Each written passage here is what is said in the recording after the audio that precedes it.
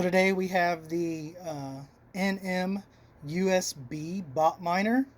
Uh, it has a screen.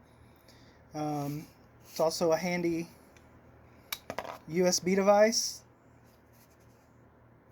USB ports on both sides. It is also a voltage tester, which I'll show here in a little bit. But I'm going to run you through on how to program this. It's really simple. Even easier than the botminer.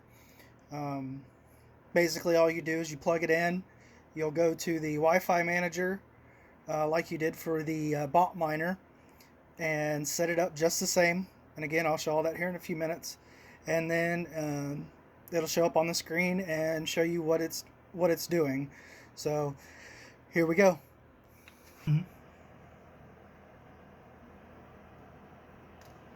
Okay, so you'll plug the device in.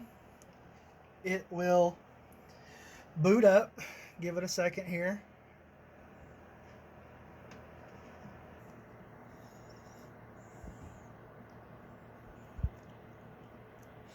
So it's plugged in, it's booting up. So I've plugged it in, and now it's at the configuration screen. You'll notice there's a QR code. You can scan that, but on such a small device it's a little temperamental depending on how the screen is. But it should just show up underneath the Wi-Fi, and we're going to go to that now. Okay, so you'll go to Nmap 2.4G. I've already connected before, so I don't have to re-put in the password, but the password is 12345678, if in case this is your first time using NMMiner devices. So I'm connected. I'll go to the Wi-Fi manager, and I will reset just to make sure I got the right one.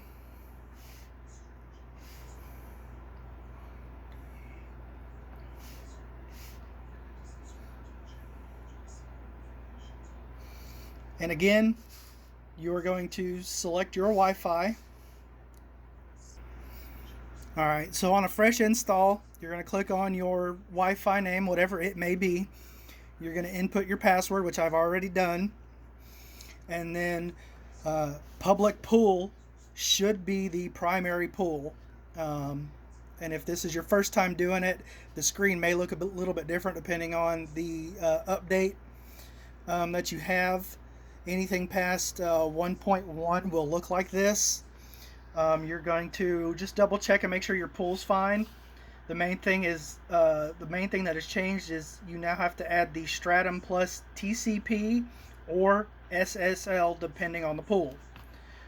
You will input your Bitcoin address in case you do hit a pool or do hit a block in the pool.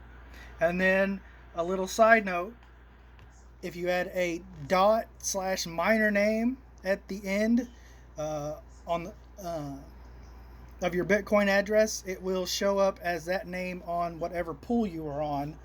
That way it'll help you to differentiate between your devices. On this update we have the fallback pool. You can change that to fit whatever you want. You can also add a backup Bitcoin address. You're going to set your time zone, and then something you're going to notice is the UI refresh interval. That's the screen refresh.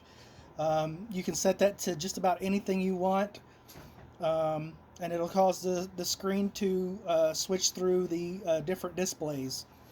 You've got your device code and your license. Do not touch those. Those are set by the flash.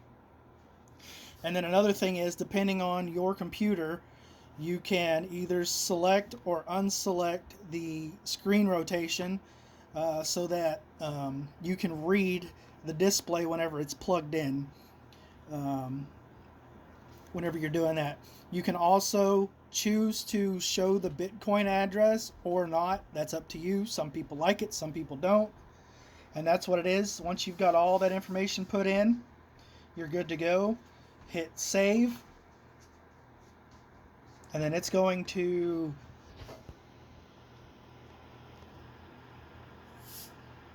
going to save everything. Your Wi-Fi is going to disconnect, and the device is going to boot up.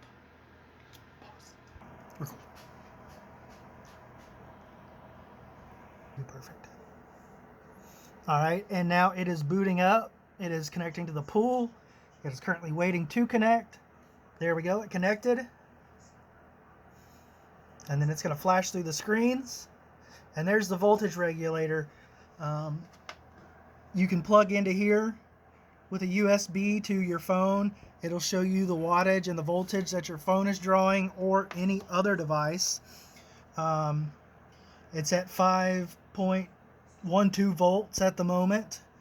And it's currently hashing at 260.8 or 9.